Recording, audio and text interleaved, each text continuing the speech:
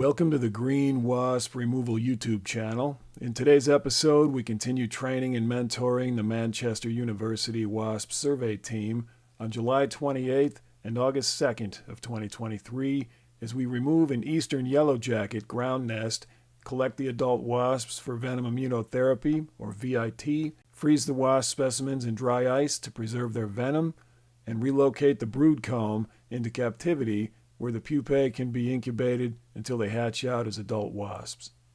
Eastern Yellowjackets, or Vespula maculifrons, are a beneficial native species here in northeast Indiana. Their natural role in the ecosystem is to work as biological control agents by hunting pest insects, and they're also helpful native pollinators. So if you encounter this species in the wild, and the nest is located in a safe area out of the direct path of people, it is always best to let these wasps survive and allow their nests to thrive. This species, like all wasps, have a vital role to play in our ecosystems. They always deserve to be protected first, not killed for existing. So always err on the side of taking care of these wasps because they're your friends. Thanks for visiting our channel. Enjoy the show. If you find value in our content, please like, subscribe, share, and comment to let us know you're there. Now let's take you back to July 28th, 2023. We'll take you through the entire removal process from species ID to nest removal to freezing the specimens. July 28th, 2023. Trey is taking a specimen sample of a ground yellowjacket nest. You got one? All right, let's go get an ID on it.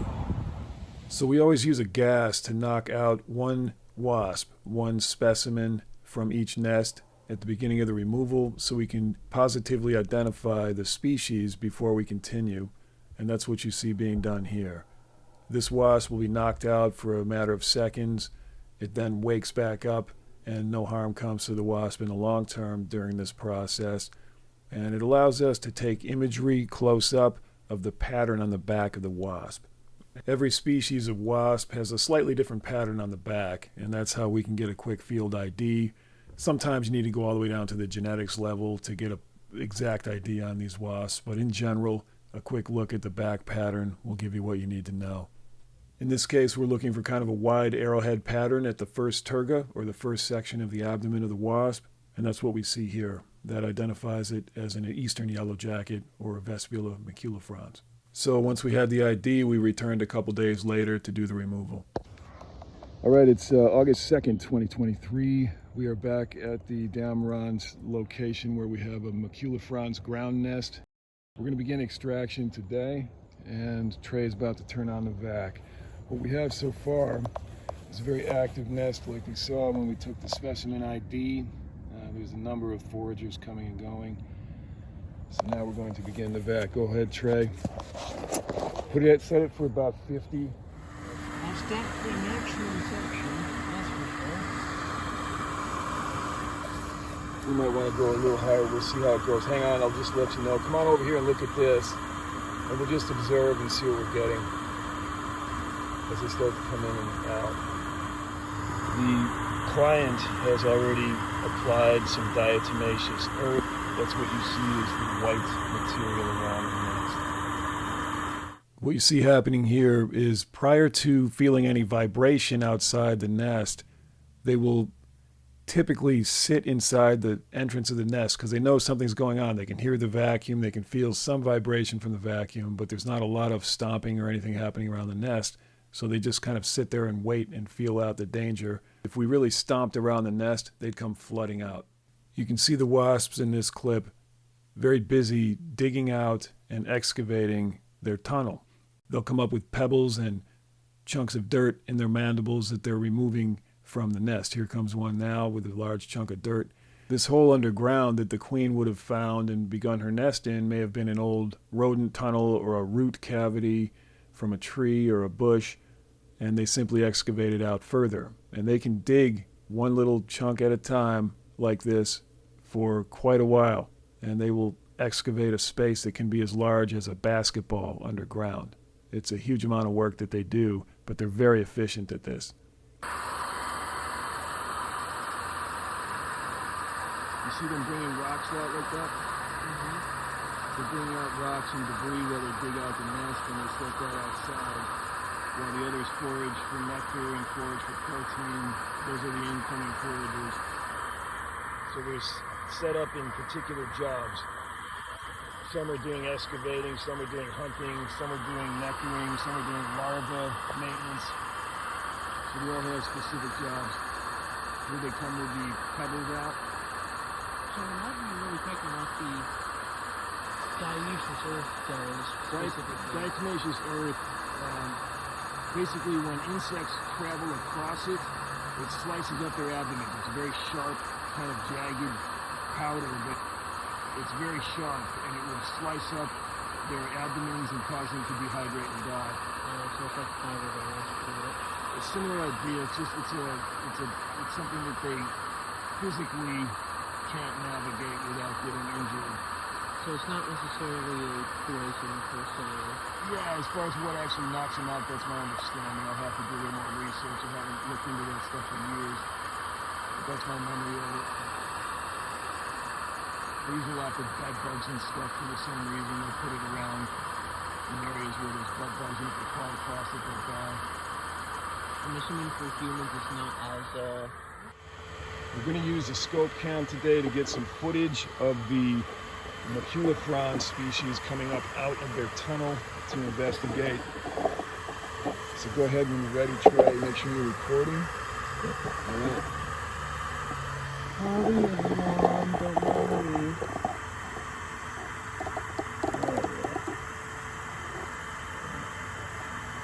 So let's see what you're getting. Oh, the Yellowjacket directly in front of the camera. Yeah, go real slow, about a half inch at a time.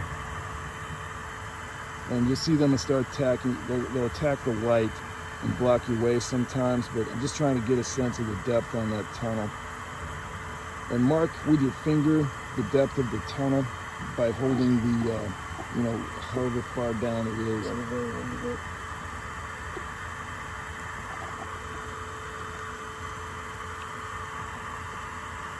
That's the first one.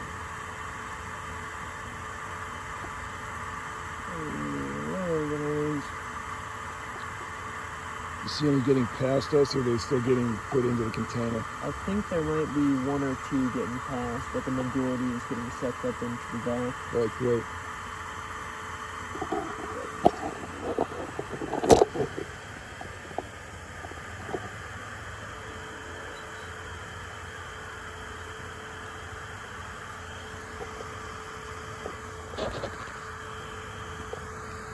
Maculifron species coming up out of their tunnel to investigate. So go ahead when you're ready, Trey. Make sure you're recording. Alright. Howdy everyone, don't mind me. Oh yeah. So let's see what you're getting. Oh, there's a Yellowjacket directly in front of the Go camera. real slow, about a half inch at a time. And you see them start attacking, they attack the light and block your way sometimes. Another note on voiceover here, a lot of the dialogue in these clips is not audible because the camera is actually underground inside the wasp nest. What do we see on the screen? Anything? The thing is, it goes at a 90-degree angle, and I can't really That's okay. As long as bend we the get some of them coming camera. up out of the hole. So pull back enough so that you can see a nice clear shot of them coming up the tunnel. There you go, about like that. That's good. I'd like to see some of them come out. As long as we're in focus coming up out of this tunnel, that's what we're looking for. Drag it just a bit farther back so we can maybe. Yeah, look at that. And I'd like to see a few of them coming up to the front. To the top. There you go. Let's pull down past them a little bit. Just see a little bit. Keep it right about there. There you go. I'd like to see that activity where they're just going to come up and investigate. Perfect. There you go. That's what we're looking for.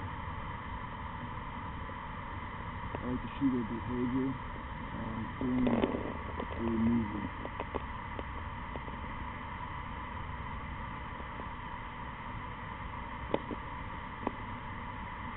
Just pull down just a little lower.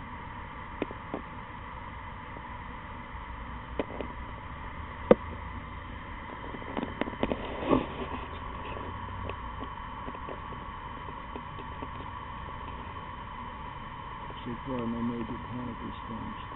No crazy swarming, which is helpful. Let's see what's going on. Just getting a look down the hole as they exit and come up to investigate what's happening outside their nest. You can see some of them trying to excavate and dig and pull rocks and stones up out of the hole. Others are simply trying to come out to either guard or investigate or go forage, and those that try to take flight are ending up in here, which is exactly what we want. There's a good collection of them now. You see that, Trey? Yep. So they're coming in, and that's what we're looking for. So far so good. Here we go. Now we're starting to get a bigger response. As we get them out, they're coming right up into the collection jug perfectly.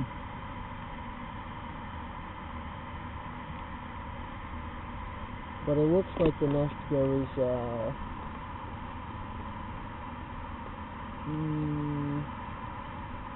the east. That's what we're looking for. If you even do that much, you're doing great. You'll never get the actual nest with a short time, because usually they're at a crazy close angle. Yeah, that's what I'm seeing here.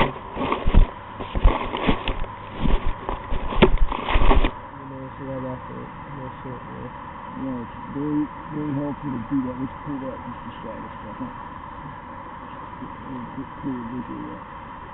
There we go.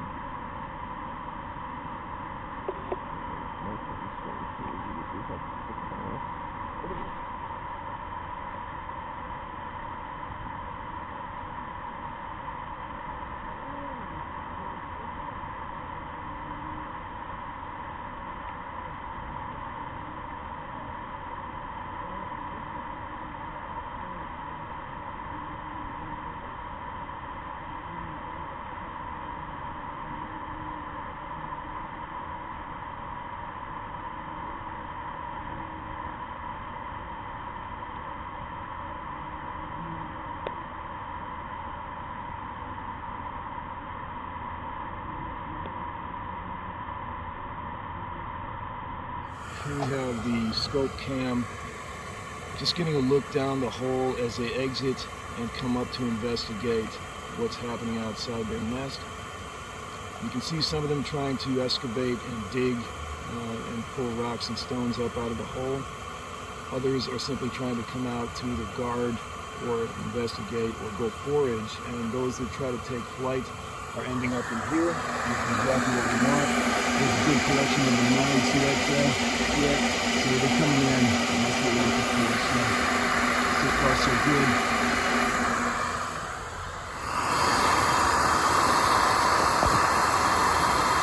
Here we go. We're starting to get a bigger response.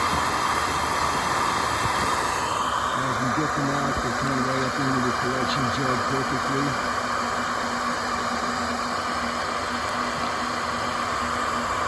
It looks like the nest goes to the east.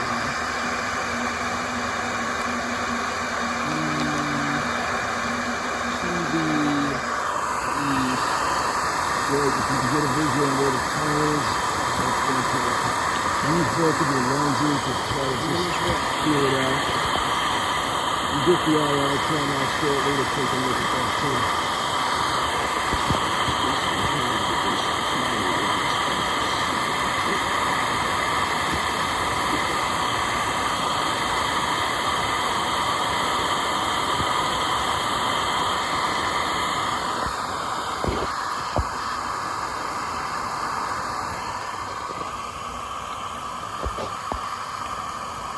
So in these next few clips, a lot of the dialogue you'll hear in the background is just training as we're teaching this team members how to do this removal and what the processes are and what the behavior of the wasps indicates and that kind of thing. So it won't necessarily always be audible to the viewer.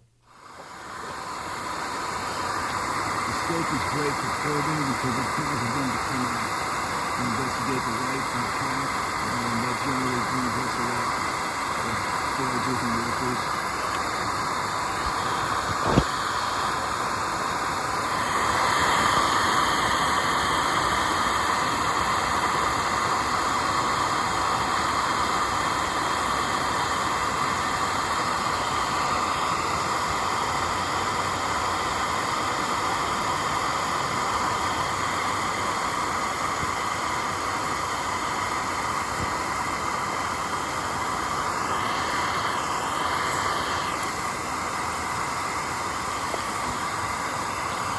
say in general what we're seeing here, the processes that we do is about swarm control. So you catch them at the source with the right equipment and the right pressure so that we don't deal with swarming. And we saw that with the maculifrons nest. Oh yeah, definitely saw that. Yeah, we saw that with this nest and the original ground nest, same thing. We do our best to reduce swarming through the way we set up our food. And that's what you want to train the rest of the team to come in. Starting up here in the saves you so much hassle and actually does the job for you if you get everything set up right. And that's what we're trying to do, is reduce swarms. That's what we're taking a few minutes away after.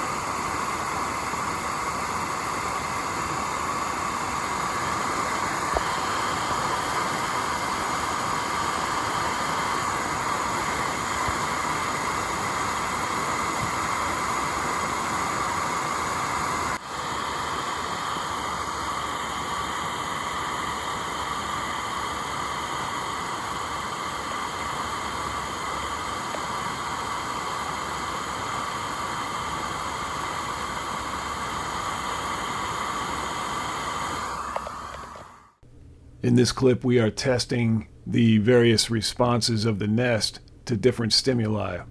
So we tested with the scope cam, and that brings them out a little bit because it stirs them up physically. They're still digging. You can see some of them still have dirt in their mandibles they're bringing up out of the cavity, but they're less willing to come out now. The vacuum hose is right outside. There's significant vacuum pressure flowing into the hose, and they can feel that, so they attempt not to come out. Now, what was interesting is if we introduce a little bit of ground tapping, as soon as we tap even gently on the outside of the hole, you can see they become more willing to come out. There's more of an alarm response, and more of them will come out. Even at the risk of getting sucked up into the vacuum, you see them start to come out because we are now tapping on the ground directly adjacent to the nest. Gentle tapping, just sort of foot tapping on the ground, not really stomping hard like you'll see in some of our other videos, but just tapping gently with a boot on the ground is enough to stimulate them quite a bit and get more of them to come out.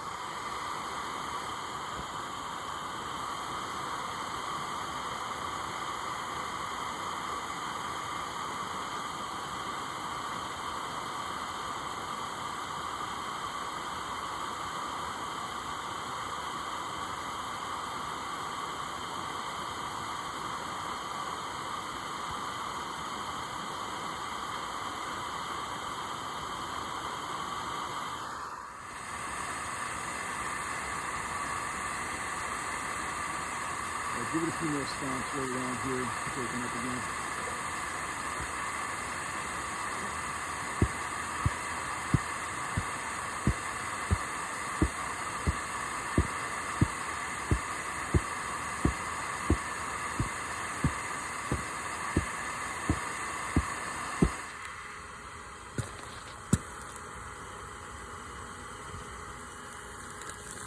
There you go. Real slow. Just take your time, no rush. And drop it right into one of the buckets. Here you go. Alright, now we'll try to get another section of the white out of there, wherever you can get to it, around the tube, all that stuff. Kind of just dig all that out. Go from this side and get it out of our hair.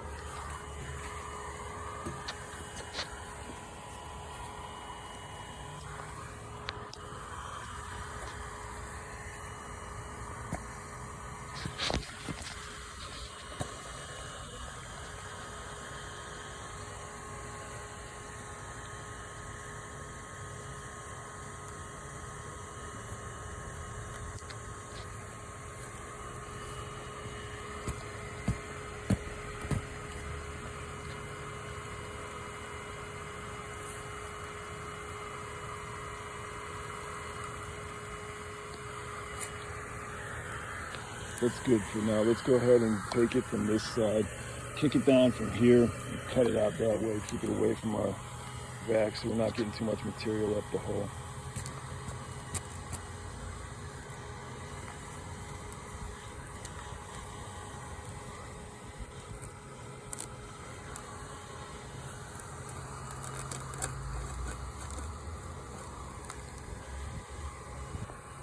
There we go. Let's get that out of there.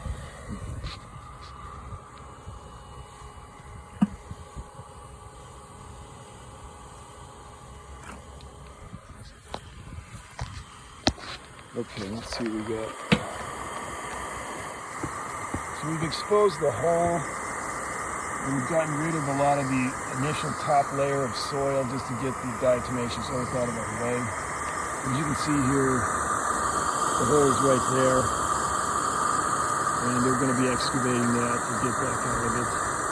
So let's get the trowels going, Trey. We'll start working towards that direction and just sort of follow that hole very carefully as you go along. You can use a kneeler if you want to get down there with it, or not, up to you. Keeps you off the grass a little bit in my opinion. Squat. Okay, no problem. So follow that hole, you see it? Yeah, yep. I see two of them. Me too. Just excavate slowly and try not to fill the hole to the point where we can't see it anymore. Just do slices there until we find something that looks more like an obvious tunnel. There you go.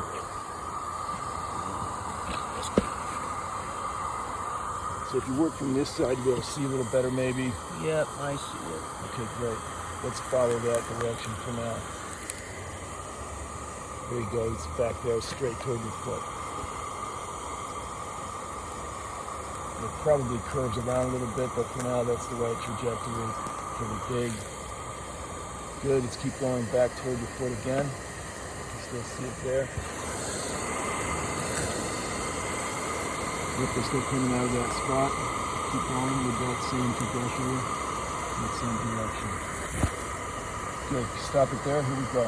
Now adjust your back to this hole. Here they come. I see them. So it'll be back toward the trowel is the direction we're looking at now. So let me help you with the vac. Yeah, bucket, anything you got, whatever you can adapt to. You can use any one of these if you like, but dump the tools into another. We might need it for dirt, but we'll see. But you're welcome to use it in the meantime. Just dump it into one of the other buckets of tools. You see the hole again? There it is. All right, it's okay. You keep it up close to that hole without getting debris in it. And we'll keep going. Fun times ahead. Choo-choo. As he's digging and he's going to throw dirt out, maybe just pull back a little bit, but cover up here so generally when they come out, we got a chance of getting it. There you go. Try to suck up as many as you can. So Trey, be real gentle from this point forward. We're not sure how deep the nest will be. I'd like to try to get this one in more intact than we did last time, so go real slow. Here's a dirt bucket.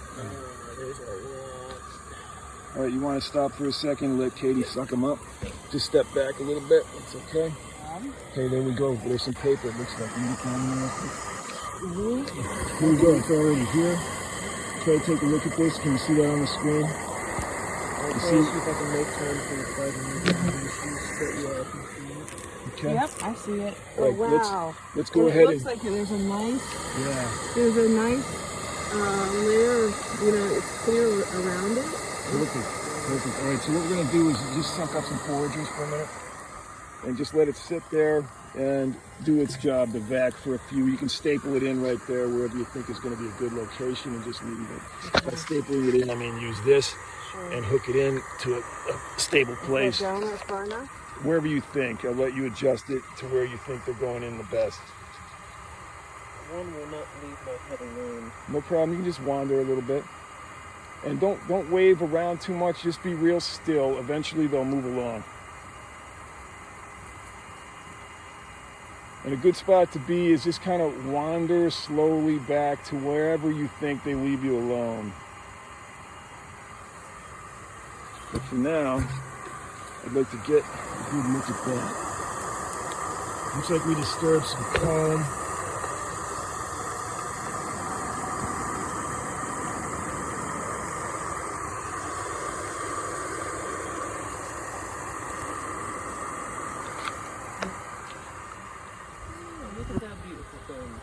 It's looking good. Let's increase the back pressure just a little bit. Okay. That's the knob. Yeah, using the knob on the center. We're not using the remote. Whenever this is out and hooked up on a person, you're going to use this one. Okay. Up and down.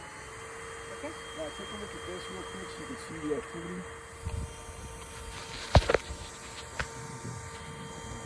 There you go. All right, so this behavior is very common, especially with the ground nesting yellowjackets. It's holding on for dear life with their mandibles while they just keep trying to sting.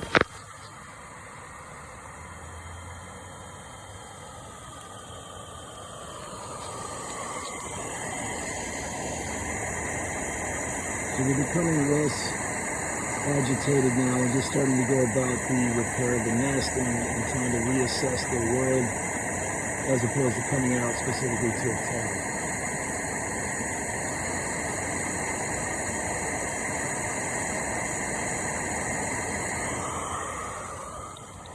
If you feel anything on your legs, it could be a sweat drip coming down, it could be dirt or debris, or it could just be your material on your skin. The second you feel something, anything like that, immediately crush it, just in case, okay? Because what you want to do is stop the multiple sting response. If they get you once, fine, but you don't want to let them get you again, you know? So you got to kill them immediately and miss them.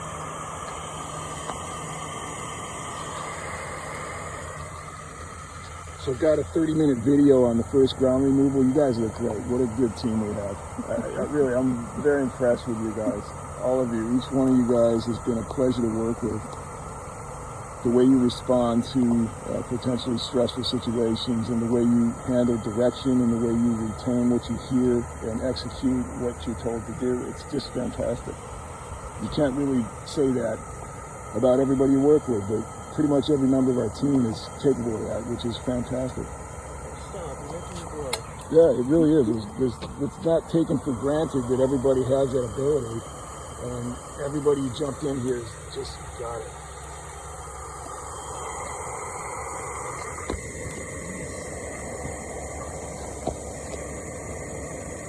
And it's slowing down a little bit, Trace. Let's do a little bit.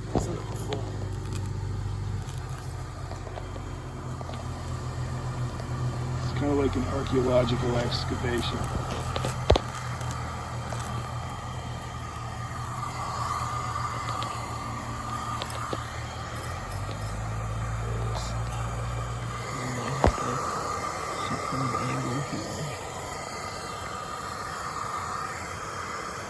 I think, yeah, from this.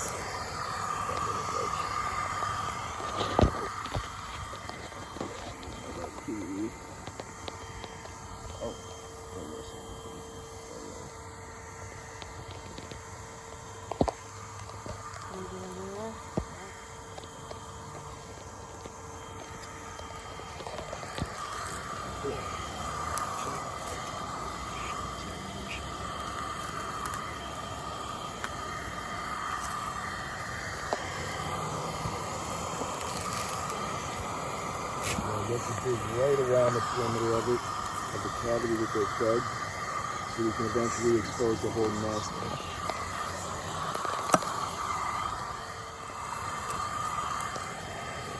There you go. Now, what we're going to do now is the gap between the paper and the dirt, we're going to remove the dirt away so that we keep widening that gap all the way around the paper.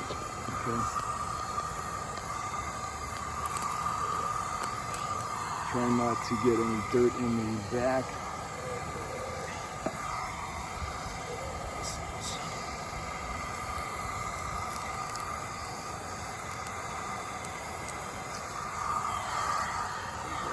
There's dirt just all over this dirt. It's okay. Just do your best to get in there and around there.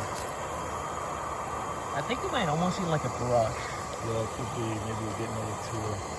We're doing the collection and it's straight.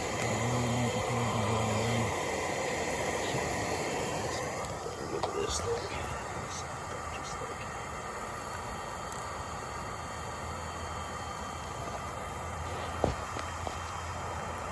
Or a second back for dirt. Okay, we tried right there for now. Yeah, there's So it looks like there's a root here, and the paper is just underneath that. Okay. I'm not going to be able to do that. That's a small root. There's more of it down here. Look at this. These fellas have been hard work. Good fly.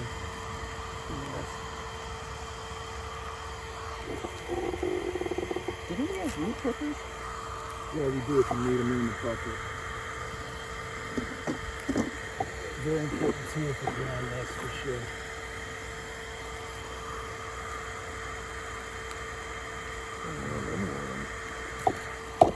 Go, Katie.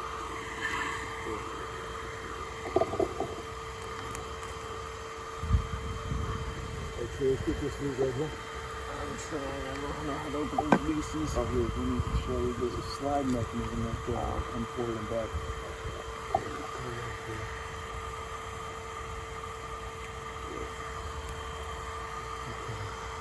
Now, we'll jump over here at the top layer here, it looks like. You see here is the back of the top layer of comb. It's like cardboard. It's pretty hard. So you feel that? Feel it with your finger. This is as hard as like a cardboard carton. That's the back side. Under that is going to be your larva facing the nest. It looks like we've removed the outside envelope paper already. So what we're going to try to do is get around the rest of it to see the full extent of the nest paper. So you see right here, this structure here, it goes all the way down there. There's certainly a couple fine on my face, that's for sure.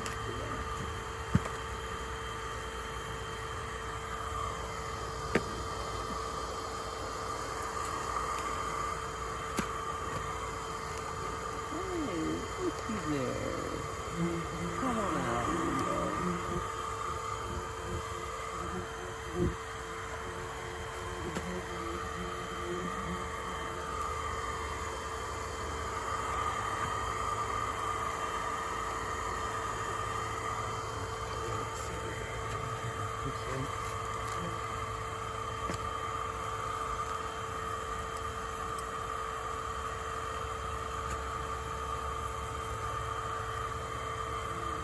You can get on the side of it without going here.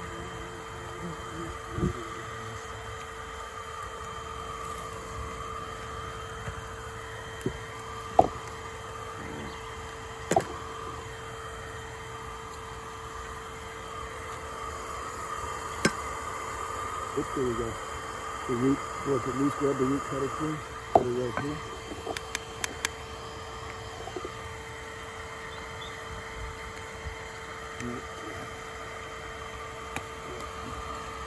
Okay, so we're going to start getting a nest correction going in this bucket. So, Katie, once you pull out the first layer very carefully, you have the comb, try to get the dirt off of it and lift the comb right into the bucket. Tap the dirt best you can. And, oh, you guys don't have to do it.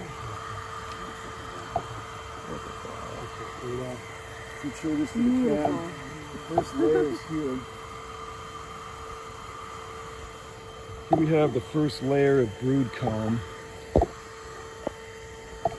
Lots of larvae, lots of pupa, very active nest. Okay.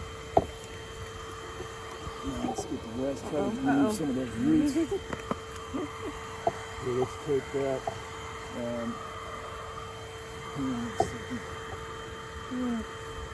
Keep the back going. All right, once you lift that one out, Trey, shake it off a little bit and set it right in the bucket.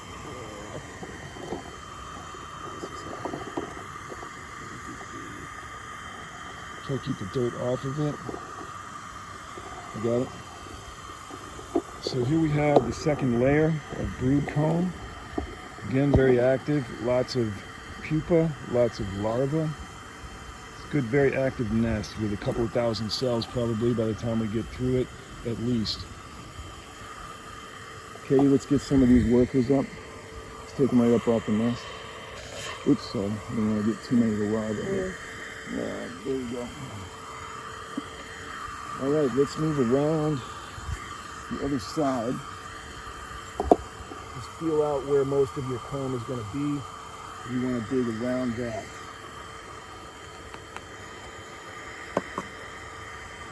There you go. You see the edge, the other side of the comb here? That's where we're headed. We're going to dig down here, Trey.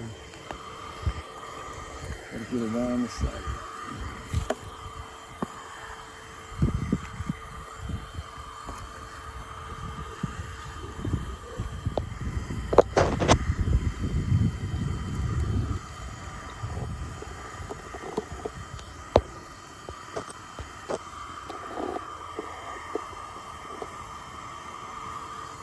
Great, great. Let's see what that one looks like. Good job. All right, so here we have another layer. This layer, again, lots of pupa, lots of larvae. You want to trade? You want to take that? I mean, only if you really want to dig. I am more than happy to dig. Put some of these guys into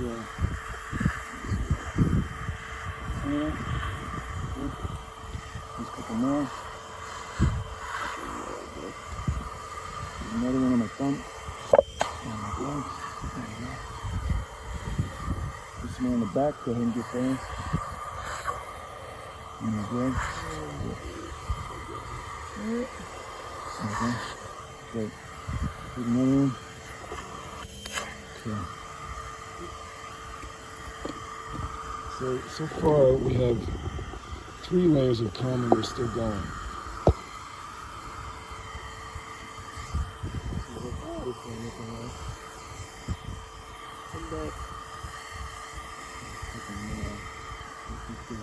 I think so.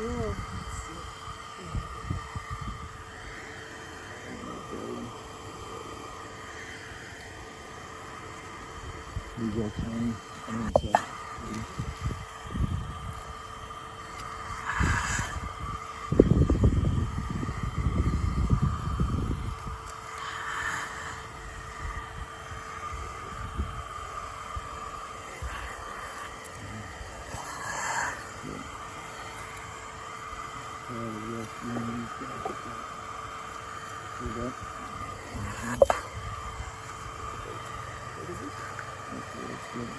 Let's keep going.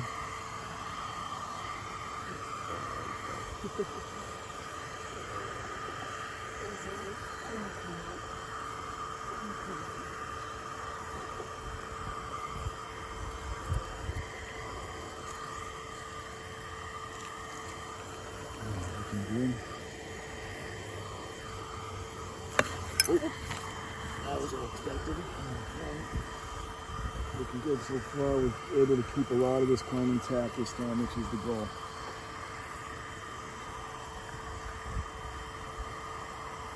You okay, Katie?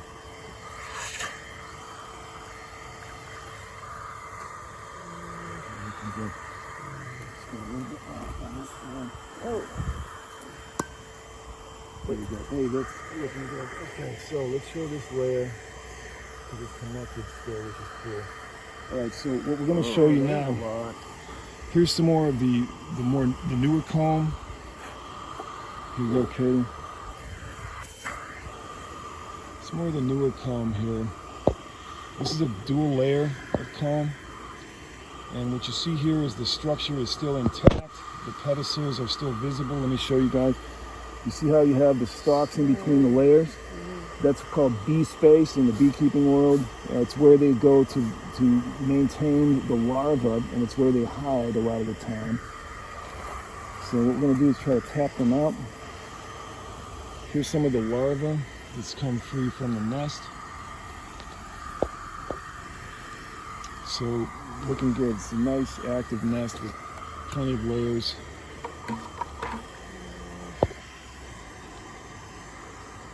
A lot of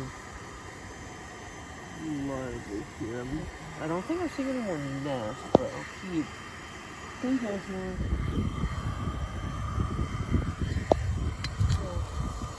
Give me a sec to.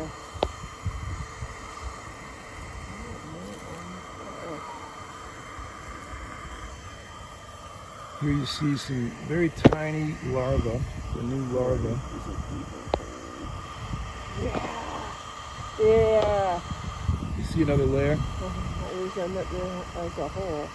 Okay. This mine goes further than There's 1, 2, 3, 4, 5 layers of comb in the bucket. And let's see what else we can find.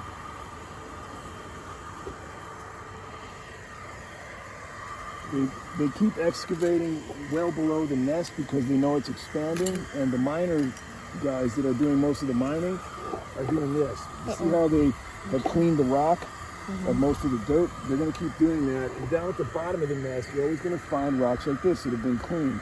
These haven't even been cleaned to the extent they will be cleaned. They'd be perfectly clean, like somebody had washed them under water eventually, but you'll see a lot of rocks down there that they have excavated. So we're getting close to the bottom, and these are all workers who are digging out more of those rocks and making room for the expanding nest. So let's just try to get some of those out. As they get your glove, you'll vacuum them up.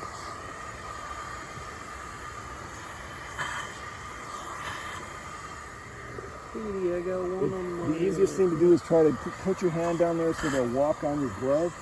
And that way they'll separate themselves from the dirt, because you don't want any dirt in this process. And just try to let them walk on you, and that way they kind of just come right up.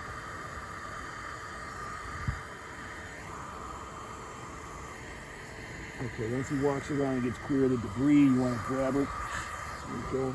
So that's how you separate them from the dirt. Just sort of pick them up and let them do some walking around. Walk up on your glove. They naturally climb upwards, so if you get your glove down to where they are, typically they'll climb right up on your glove. And then you can take them without injuring them, hopefully. There's one right on the bee symbol with your glove. Okay, cool, yeah, great. That's what we're talking about. You see what I'm doing? Yeah. So, you go down there, and your gloves are pretty well suited for this type of thing. You're not going to get stung through it unless your glove is really saturated with water or something. Sometimes it's a little softer and it's easier for them to get you. So let's see how far the paper goes this way. This is a little loose there. You like to take the trowel.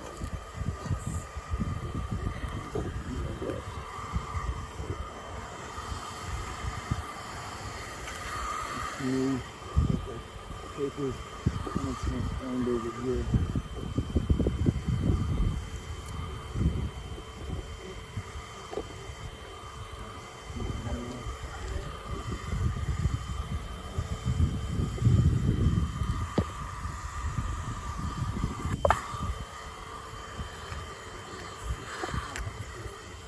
Got a big root system there that they're using for the side of the nest support. Here's a little bit more of the paper border, probably the outer layer. They were definitely digging more in through here to expand the nest cavity. Don't see any more. They probably are getting pretty close to the end of the nest stuff, but I just want to show you. Good grab. Is your camera? You got it. Good grab. Okay. I feel like we probably got it. Join your buddies and Well, they're going back there. yeah, they'll keep going where they were digging and excavating. So let's just make sure we don't miss anything back there.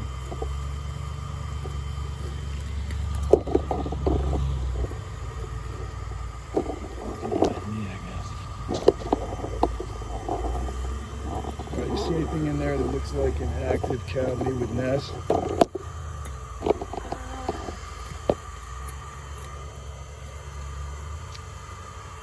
Probably where the root system's giving them a little bit of an access point to dig. I don't see. Trey, float over this a little bit and try to catch some of these guys as they come up.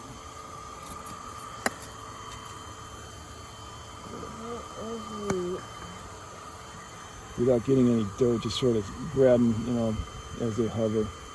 Let them walk up, suck them up. There we go. There are more coming from there. This little bastard just don't want to let go. Just kind of use the edge to gently pull them away. Whenever you get them to land on your glove, that's great, so it's easier to grab them. All right, Katie, I think If you feel like we're ready to call it, we'll let it be your call.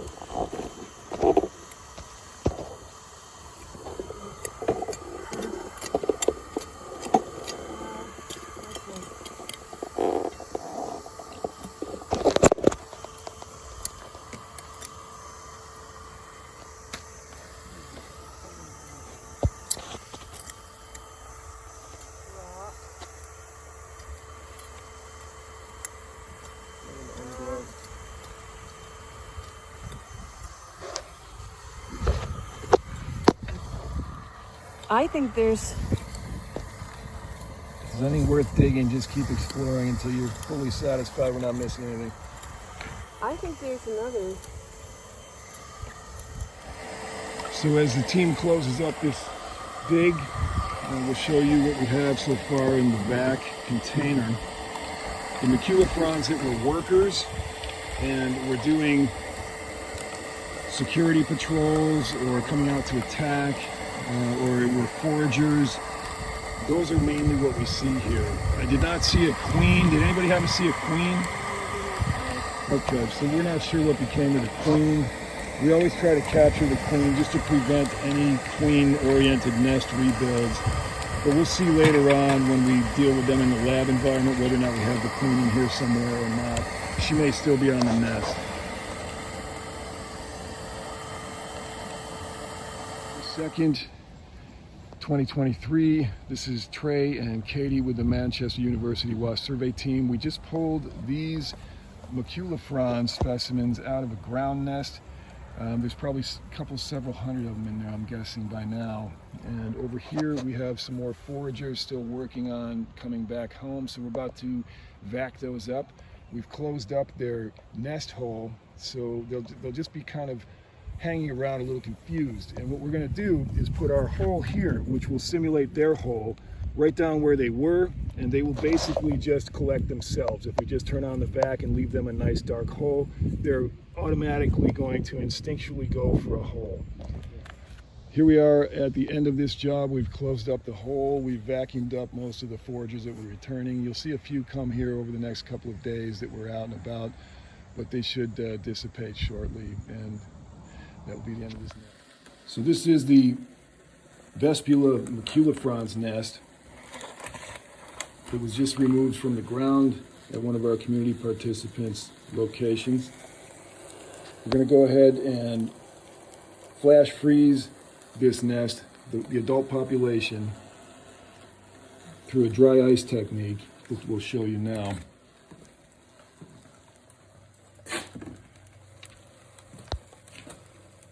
So essentially what we're going to do is take this container, the collection container, and put it into this dry ice container. And we're going to leave it in there for a few minutes, 5 to 10 minutes. And that flash freezes all of the occupants of this nest. And what that will do is allow the complex proteins in the venom to be frozen in state without degrading or denaturing to the point where they're not as useful for biomedical VIT or Venom Immunotherapy. It's important that they be flash frozen with dry ice. Typically is the best technique. That's best practice in the field, so that's what we're going to do here.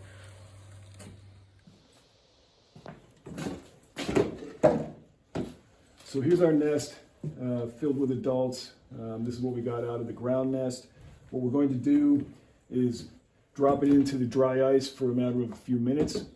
Once it's done, and these are down and frozen, we're going to go ahead and drop them into a dated baggie that's a freezer baggie, and it's got the species we believe it is, Vespula maculifrons, noted. Once we dump it into the baggie, we'll move the baggie into the chest freezer. So what you have in here is 51 pounds or so of dry ice, frozen carbon dioxide.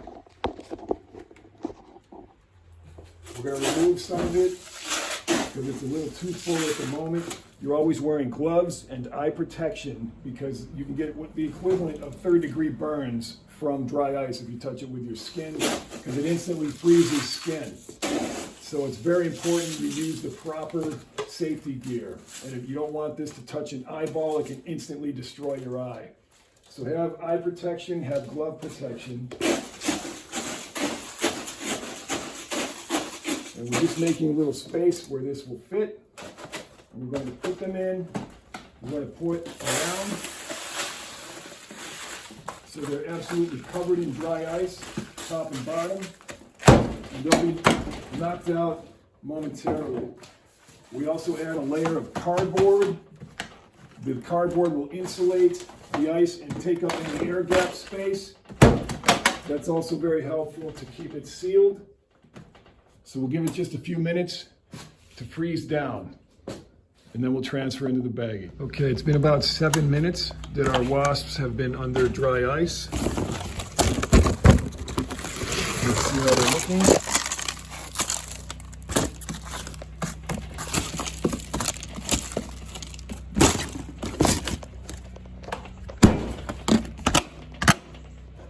They're frozen solid, there's no activity at all.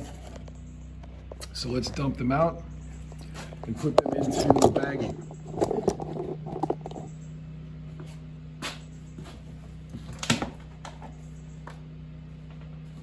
As you can see in here, there's zero activity and they are frozen solid.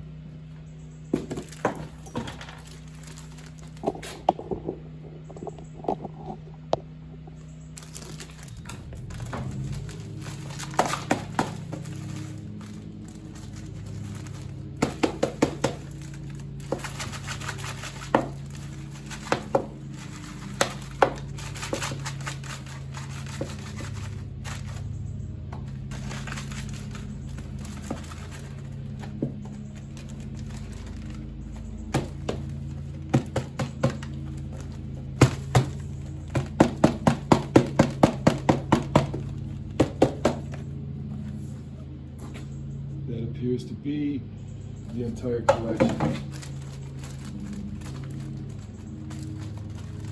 So we close it up, and this is what you have in the baggie. The full nest is here. So that's it for today's video. We hope you found it enjoyable and entertaining and hopefully educational as well. If you've enjoyed our content today, please remember to like, subscribe, share, and comment. Hit that notification bell, and we'll keep bringing these to you all the way through next season, which will kick off in the spring of 2024. In the meantime, we'll be uploading multiple videos throughout the winter time, documenting our 2023 season. Thanks again. Have a good one.